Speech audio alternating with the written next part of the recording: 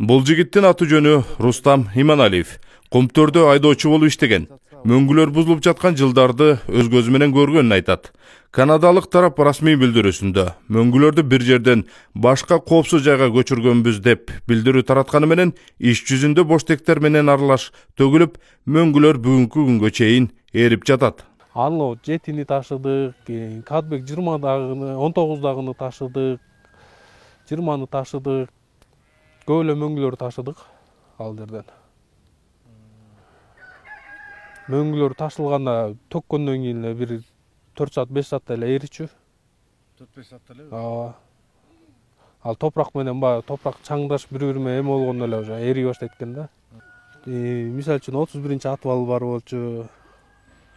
3-атвал дагы бар. Кадбек 20-дан кирген жер бар болчу.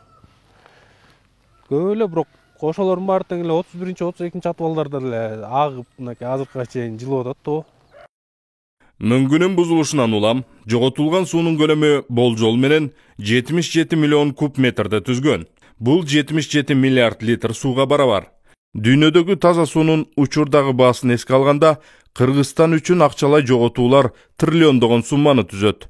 Мисалы ошол эле Ванкуверден 200 чакырым алыстыктагы Канаданын мөңгүлөрүнөн алынган 10,000 BC аталышындагы ичүүчү суунун 750 мл учурда $46 сатылат.